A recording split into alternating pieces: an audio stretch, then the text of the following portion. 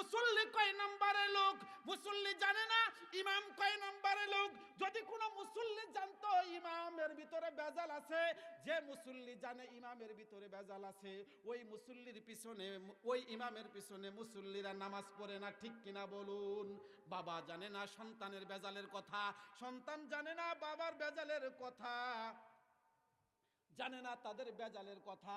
ও ভাই, ও দুস্থ বুজুর্গ, এইখানে এই মজমার ভিতরে কে কই নম্বরের রোগী আমার জানা নাই, কে কি ধরনের অপরাধ করছেন বাবা আমার জানা নাই। আমি আল্লাহকে আমার সঙ্গে মধুমাখা কণ্ঠে হৃদয় নিংড়ানো ভাষা দিয়ে এমন জোরে একটা মধুমাখা ডাক দিব, দুনিয়ার জমিনে মেম্বারকে মেম্বার সাহেব বলে ডাকলে মেম্বারের অন্তর খুশি হয়ে যায়, চেয়ারম্যানকে চেয়ারম্যান বলে ডাক দিলে চেয়ারম্যানের খুশি হয়ে যায়, ইমামকে ইমাম সাহেব বলে ইমামের মন খুশি হয়ে যায়, নেতাকে সম্বোধন করে ডাক দিলে, নেতা সাহেব বলে ডাক দিলে নেতার অন্তর খুশি হয়ে যায়। তুমি বান্দা, আল্লাহর বান্দা, আল্লাহকে যদি ডাক দাও ওই মানের একটা ডাক দিতে রাজি আছে কিনা? দুই হাত তুলে চক্ষু বন্ধ করে একদম গোলামের মতো, একদম গুনাহগার, নিজেকে নিকৃষ্টতম গুনাহগার ভেবে আমার মাওলাকে ডাক দাও, আল্লাহ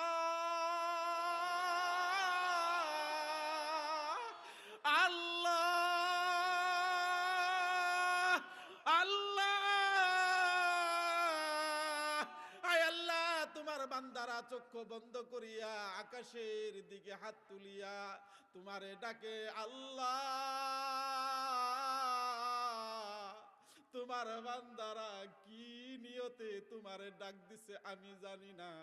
আয় আল্লাহ, তোমার বান্দারা যে যে নিয়তে ডাকে, আল্লাহ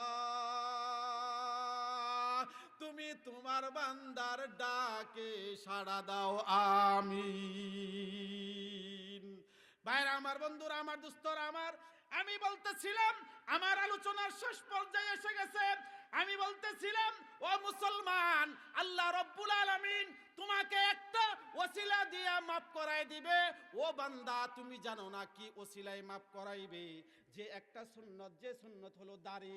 আমি গত বৎসর এই মাহফিলে আসিয়া, এই প্যান্ডেল, এরকম একটা প্যান্ডেলে বসিয়া আমি বলছিলাম, কোন ভাই আছো একটু মাওলার হাত তুলিয়া দেখাও, জীবন বড় দাড়ি কামাইছো আর দাড়ি কামাইবা না।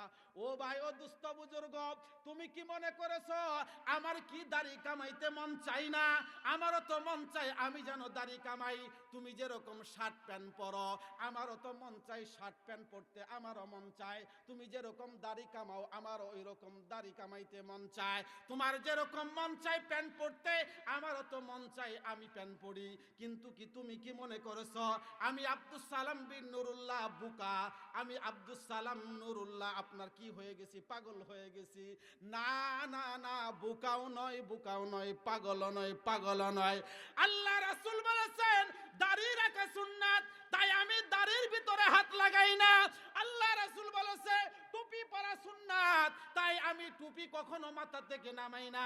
আল্লাহ রাসূল বলেছে লম্বা জামা গায়ে দেওয়া সুন্নাত, তাই আমি লম্বা জামা কখনো ছাড়ি না।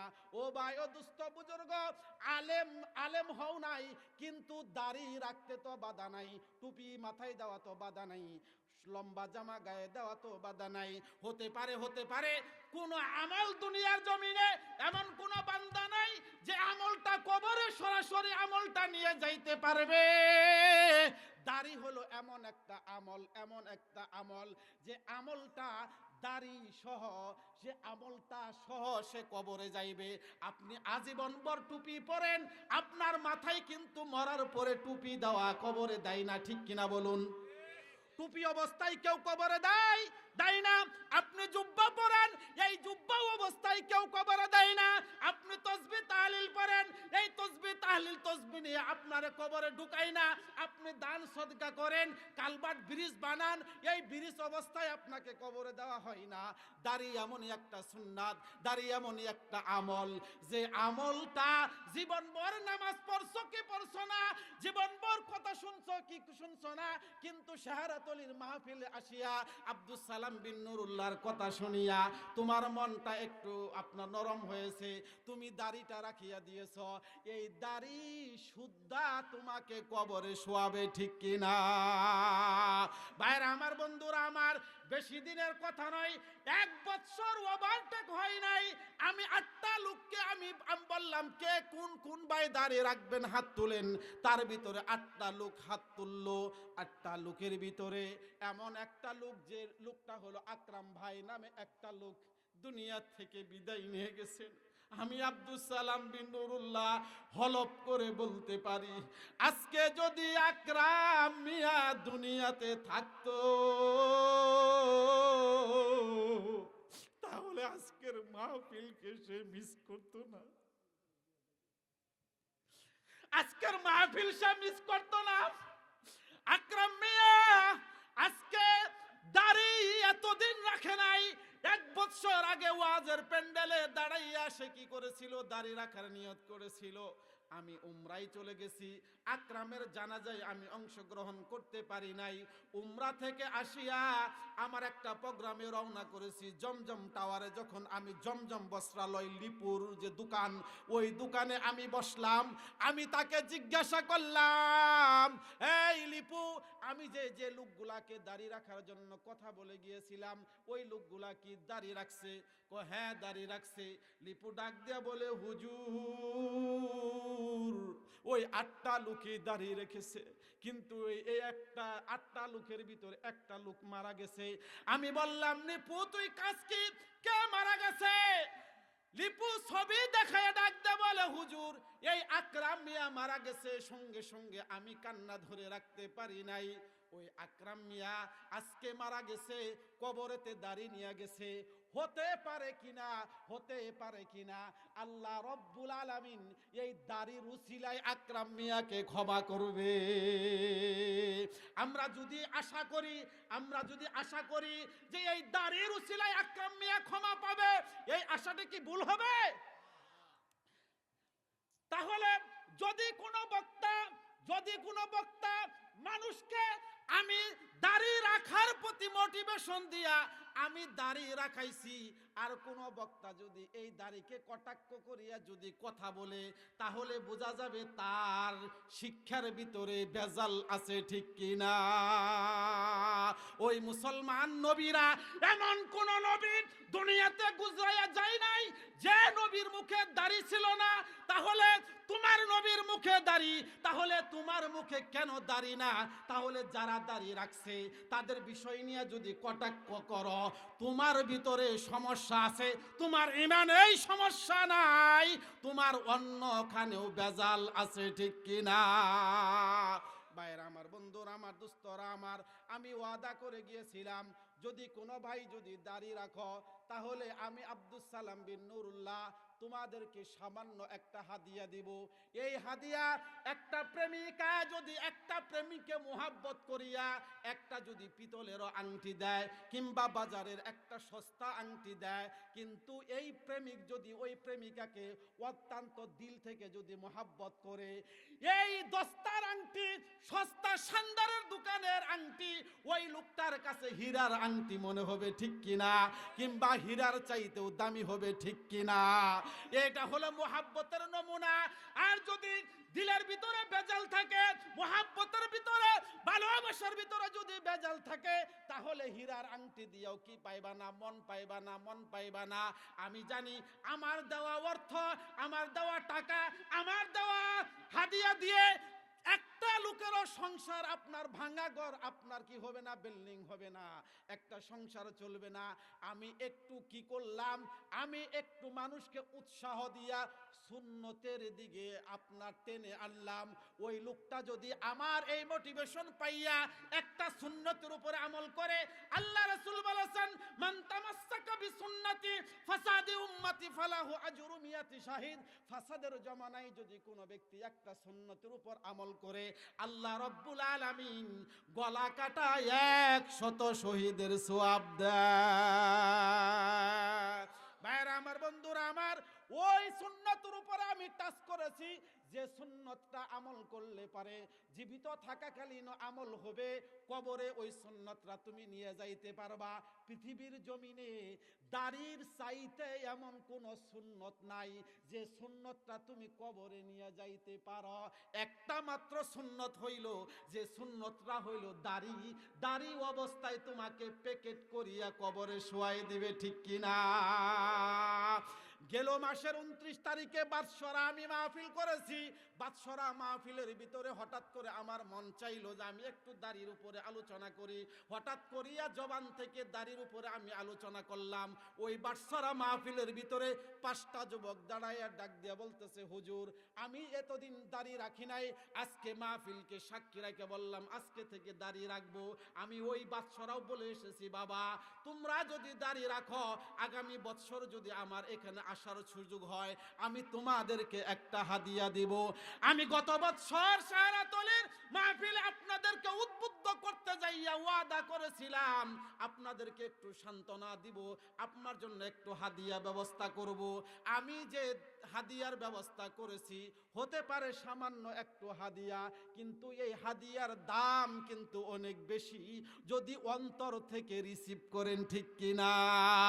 ভাইরা আমার, বন্ধুরা আমার, দোস্তরা আমার, আমি আব্দুল সালাম বিন নুরুল্লাহ আজকে এসেছি। আগামী কালকে কোথায় থাকবো জানি না। আমার মা চলে গেছে, আমার বাবা চলে গেছে, আপনার মা চলে গেছে, আপনার বাবা চলে গেছে, আপনার আত্মীয় স্বজন চলে গেছে। আসার একটা সিরিয়াল আছে, যাওয়ার কোনো সিরিয়াল নাই। একদিন টু দা টুমরো আপনার আমার যাইতে হবে, যাইতে হবে।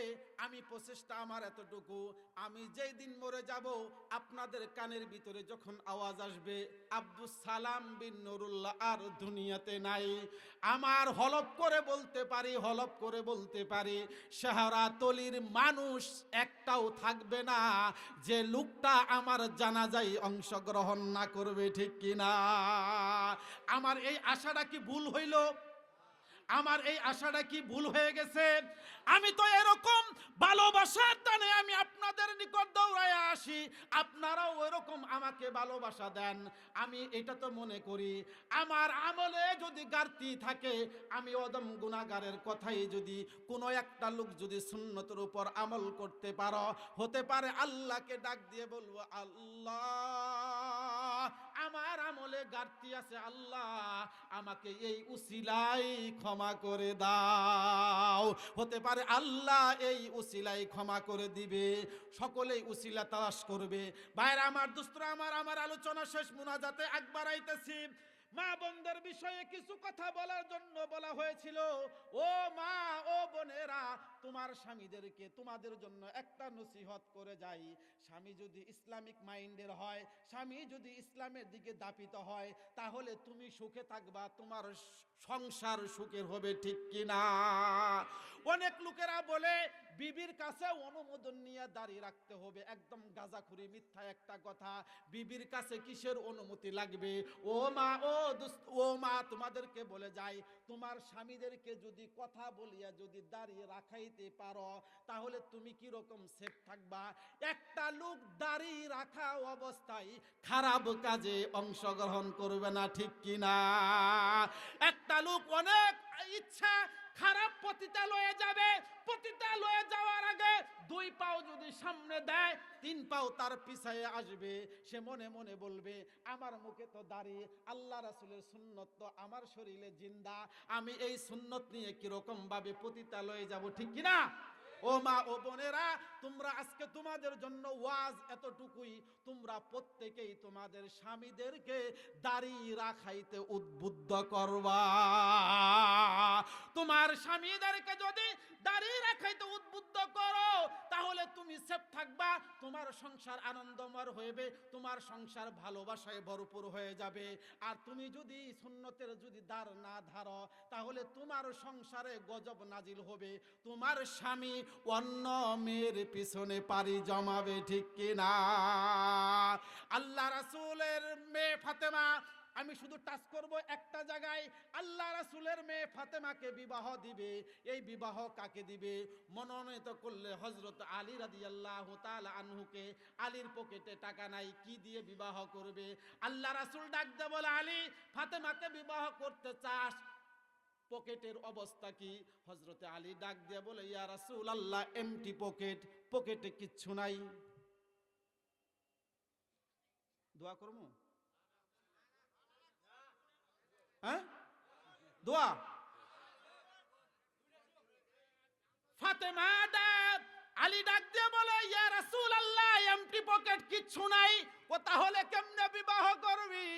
হযরতে আলী ডাক দিয়ে বলে, ইয়া রাসূলুল্লাহ, ফাতেমাকে কেমনে বিবাহ করব?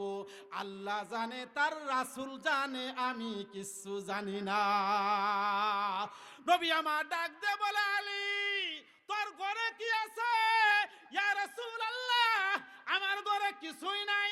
আপনার ঘরে চুলায় যদি আগুন জ্বলে তাহলে আমি হযরতে আলী খাই, চুলায় যদি আগুন না জ্বলে আমি খাই না, না খেয়ে থাকি। আল্লাহ রাসূলের কথায় আলী ডাক দিয়ে বলে, ঘরের ভিতরে একটা ঢাল আছে, একটা তলোয়ার আছে। নবী আমার ডাক দিয়ে বলে, আলী রে, যুদ্ধ এখনো শেষ হয় নাই, যুদ্ধ এখনো শেষ হয় নাই, তরবারিটা রেখে দে, ডালটা নিয়ে বাজারে বিক্রি কর, ওই ডালের টাকাটাই হবে তোর বিবির ফাতেমার বিবাহর দেনমোহর। চিৎকার মেরে বলুন সুবহানাল্লাহ। হযরতে আলী ডাল বিক্রি করার জন্য বাজারে রওনা করলো। বাজারের দিকে যখন রওনা করেছে, বলুন তো দেখি, ফাতেমাকে বিবাহ করার মতো ভাগ্য আলীর হয়েছে। আলীর কি হুঁশ আছে? হুঁশ আছে? সে কোন দিক দিয়ে যাইতেছে না কি করতেছে তার তো হুঁশ নাই, বেহুশ। বেহুশের মতো আলী যায়, পিছন দিক থেকে হযরতে উসমান ডাক দিয়ে বলে, আলী কোথায় যাও? ঢাল বিক্রি করার জন্য যাই। উসমান রাদিয়াল্লাহু তাআলা আনহু ডাক দিয়ে বলে, আলী রে, ডাল বিক্রি করে কি করবা? এই ডাল বিক্রি করে যে টাকাটা হবে, এই টাকা দিয়ে আল্লাহ রাসূলের মেয়ে ফাতেমার বিবাহর দেনমোহর দিব। হযরতে উসমান ডাক দিয়ে বলে, আলী রে, তুই কি আমার কাছে এই ঢালটা বিক্রি করবি কিনা? এই ঢালটা আমার কাছে বিক্রি করবি কিনা? হযরতে আলী ডাক দিয়া বলে, বিক্রি করব, কোনো সমস্যা নাই, টাকা দিয়ে খাবো দই গোয়ালনি, আমার কিসের সই? আপনি যদি নিতে চান সমস্যা নাই, আপনার কাছেও ডাল বিক্রি করতে আমি রাজি আছি। হযরতে আলী উসমান রাদিয়াল্লাহু তাআলা আনহুর কাছে এই ডালটা বিক্রি করলো। ডালটা বিক্রি করার পর হযরতে উসমান রাদিয়াল্লাহু তাআলা আনহু ডাক দিয়ে বলে, আলী, এই ডালটা আগে কার ছিল? এই ডালটা ছিল তোমার। এখন কার? এখন হলো। এই ডালটা কার ছিল? এই ডালটা ছিল আমার। এখন এই ডালটা কার? এই ডালটা হলো আপনার। হযরতে আলী ডাক দিয়ে বলে, আলী রে, যে ডালের যে টাকাটা নির্ধারণ করা হয়েছে, এই ডালের টাকাটা কি তুমি কি পেয়েছো? হ্যাঁ, পেয়েছি। হযরতে উসমান রাদিয়াল্লাহু তাআলা আনহু ডাক দিয়া বলে, আলী রে, এই যে নে তোর ডালটাও, আবার তোকে আমি হাদিয়া দিলাম। হযরতে আলী ডাক দিয়ে বলে, উসমান ভাই, আমার টাকাও দিলেন, আবার ডালটাও আমাকে ফেরত দিলেন, তার কারণ কি? উসমান রাদিয়াল্লাহু তাআলা আনহু ডাক দিয়ে বলে, আলী রে, কাল কিয়ামতের ময়দানে মুসিবতের দিন, সন্তান যখন মাকে হারিয়ে ফেলবে, মা যখন সন্তানকে ভুলে যাবে, বাবা সন্তানকে চিনবে না, সন্তান বাবাকে চিনবে না, স্বামী যখন তার স্ত্রীকে ভুলে যাবে, স্ত্রী যখন তার স্বামীকে ভুলে যাবে, আমি আল্লাহ রব্বুল আলামিনকে ডাক দিয়া বলবো, আল্লাহ,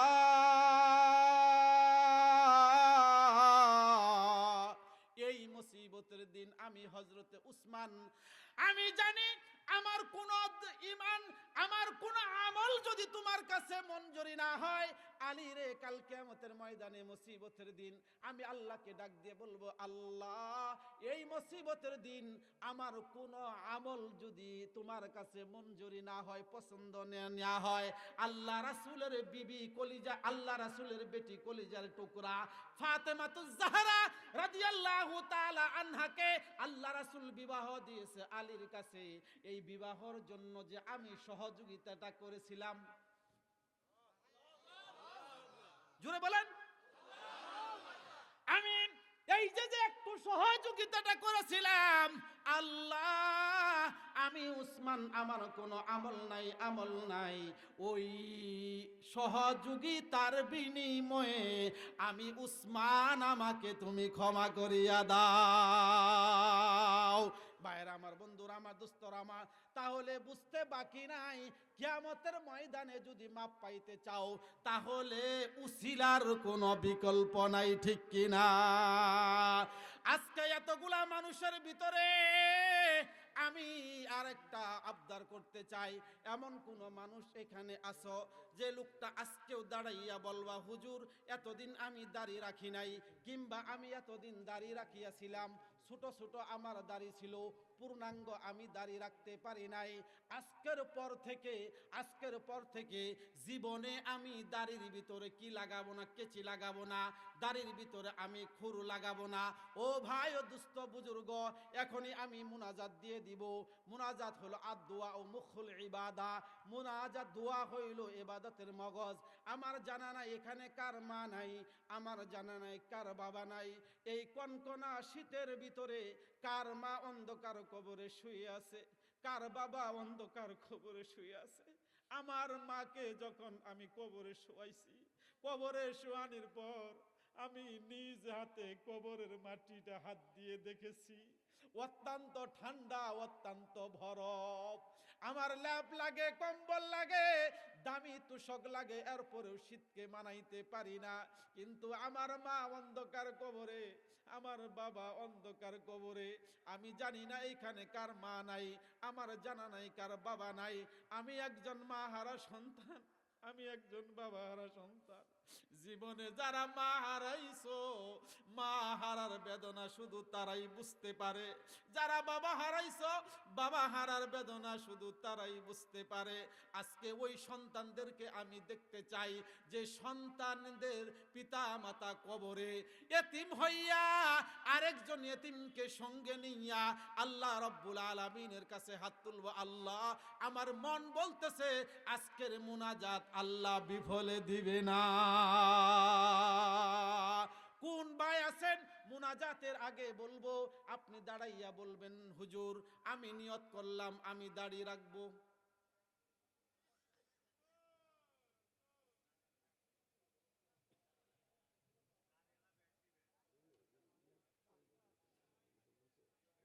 এতগুলা মানুষের ভিতরে এমন কোন লোক নাই যে লোকটা, যে যুবকটা দাঁড়াইয়া বলবে, হুজুর আমি দাড়ি রাখার প্রতিশ্রুতি দিলাম।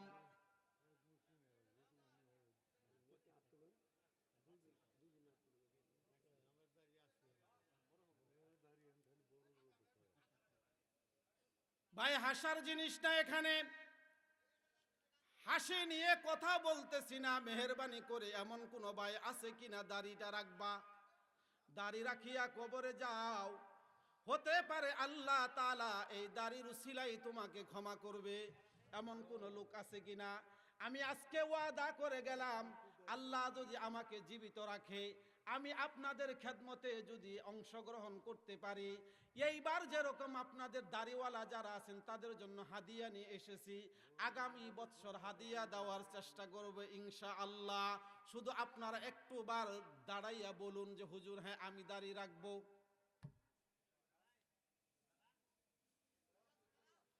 তাকবীর! আয় আল্লাহ, আমি অদম গুনাহগার, এইখানে হাজার হাজার টাকা চাই নাই। হায় আল্লাহ, তোমার রাসূলের ভালোবাসা দেখতে চাইছি। আমি অদম গুনাহগার। আমার কথা শুনিয়া ফারুক নামে একটা লোক দাঁড়াইয়া গেছে। আয় আল্লাহ, যুবক মানুষ গুনাহটা করতেই পারে, যুবক মানুষ গুনার চাহিদা তো তার বাড়তেই পারে। আয় আল্লাহ, এতগুলা মানুষকে সম্মুখে রাইখা দাঁড়াইয়া গেছে সিংহের মতো। আয় আল্লাহ, এই ফারুককে তুমি কবুল করিয়া নাও, মর্দে মুজাহিদ হিসাবে কবুল করিয়া নাও। আগামী মাহফিল পর্যন্ত যেন এই ফারুক যেন জীবিত থাকতে পারে সেই তৌফিক দাও, আমিন। আয় আল্লাহ, তোমার আরেক বান্দা মাসুদ অনেক দিন পরে সম্মুখে হয়েছে, আমি এখন চিনতে পারলাম মাসুদকে। হায় আল্লাহ, মাসুদ নামের নওজোয়ান যুবক নিয়ত করেছে দাঁড়িয়ে রাখবে। হায় আল্লাহ, আমি অদম গুনাহগার, এই হাত দিয়ে অসংখ্যবার খানায় কাবা দরবার তৌফিক দিছ, এই চোখ দিয়ে তোমার রাসূলের রওজা জিয়ারত করার তৌফিক দিছ, দেখানোর তৌফিক দিছ। আয় আল্লাহ, এদের জন্য দোয়া করি আল্লাহ,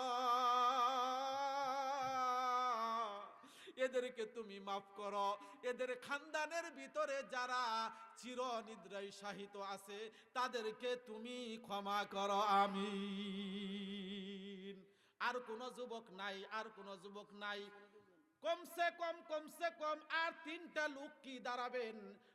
বুনিয়াল ইসলাম আলা খামসিন শাহাদাতি আল্লাহ ইলাহা ইল্লাল্লাহ ওয়া আন্না মুহাম্মাদুর রাসূলুল্লাহ, ইকামিস সালাহ ওয়া ইতাউজ যাকাত ওয়াল হজ ওয়া সাওমি রমাদান। ও মুসলমান, ইসলামের স্তম্ভ হইল 5টা। 1 নাম্বার হলো কালেমা, 2 নাম্বার হইল নামাজ, 3 নাম্বার হইল রোজা, 4 নাম্বার হইল হজ, 5 নাম্বার হলো যাকাত। এই ইসলামের স্তম্ভ হলো 5টা। আর এই 5টা স্তম্ভের ভিতরে 2টা স্তম্ভের ভিতরে 2 জন নাম লেখাইছে, আর 3টা স্তম্ভের ভিতরে নাম দেখতে চাই। আর কোন যুবকটা আছো 3 নাম্বার, 4 নাম্বার, 5 নাম্বার? 3টা লোক দাঁড়িয়ে রাখবা, হাত তুলিয়া বলো।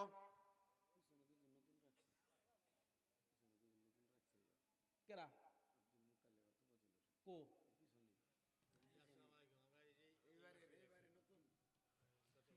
লাগাও লাগাও, ক্যামেরাটা ওইদিকে লাগাও। এই ক্যামেরা শুধু এই দুনিয়ার ক্যামেরা নয়, আল্লাহ রাব্বুল আলামিন কুদরতের ক্যামেরা, কুদরতের ক্যামেরা আল্লাহ উঠাইয়া নাও। আল্লাহু আকবার বলেন। আয় আল্লাহ, আমার পিছনে ওরা সম্ভবত 2 ভাই, একই মায়ের সন্তানের 2 ভাই। আয় আল্লাহ, 2 ভাই একই সাথে দাঁড়িয়ে রাখার নিয়ত করেছে, আমি এদেরকে পার্সোনাল আরেকটা নিয়ত করাইয়া যাই। আয় আল্লাহ, মৃত্যুর আগে হলেও যেন এরা খানায় কাবা তাওয়াফ করতে পারে, আল্লাহ তৌফিক দাও, আমিন। 4 জন হয়ে গেছে, 4 জন হয়ে গেছে। আর একজন কোন ভাই আসো, আর কোন ভাই আসো, আর একজন। হাজার হাজার টাকা আপনাদের কাছে চাই নাই, আমার পকেট ভর্তি করার জন্য আমি টাকা চাই নাই, আপনাদের দাঁড়িয়ে রাখার জন্য, একটা সুন্নতের উপর আমল করার জন্য বলছি। ও ভাই, হিম্মত করে দাঁড়াই ফেলো, হিম্মত করে দাঁড়াই ফেলো। আরেকটা ভাই দাঁড়িয়ে রাখবা, আমি দোয়া করব। এখন দোয়ার প্রায় শেষ হয়ে গেছে, 2 ঘন্টার মতো হয়ে গেছে আমার আলোচনা, 2 ঘন্টা পাক্কা, 2 ঘন্টার কাছাকাছি। এমন কোন ভাই আসো দাঁড়াইয়া বলবা, হুজুর আমি দাঁড়িয়ে রাখবো?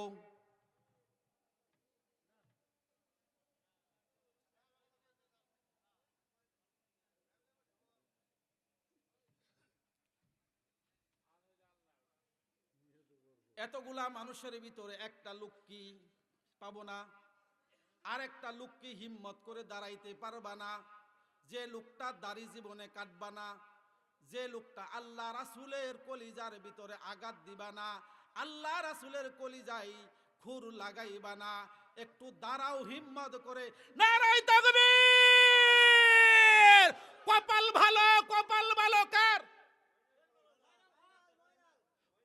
কপাল ভালো, কপাল ভালো, জোরে বলেন, কপাল ভালো, কপাল ভালো। যারা কথা বলবে না, এই দাঁড়িয়ে রাখতেও পারবা না, আরেকজনকে উৎসাহ দিতে পারবা না, তুমি তো বেশি আরো কপাল পুরা। ও ভাই, ময়নাল হককে আল্লাহ রব্বুল আলামিন কবুল করুক, মঞ্জুর করুক, আমিন। আয় আল্লাহ, এতগুলা মানুষের ভিতরে আজকেও 5টা লোক দাঁড়িয়ে রাখার প্রতিশ্রুতি করিয়াছে। আল্লাহ, শয়তানি থেকে, মানুষ শয়তান, জিন শয়তানের অনিষ্ট থেকে এই 5টা লোককে তুমি হেফাজত করবা।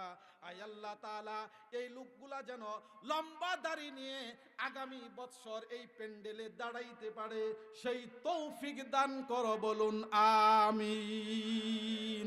লা ইলাহা ইল্লাল্লাহ, জোরে লা ইলাহা ইল্লাল্লাহ, লা ইলাহা ইল্লাল্লাহ, লা ইলাহা ইল্লাল্লাহ। ইল্লাল্লাহ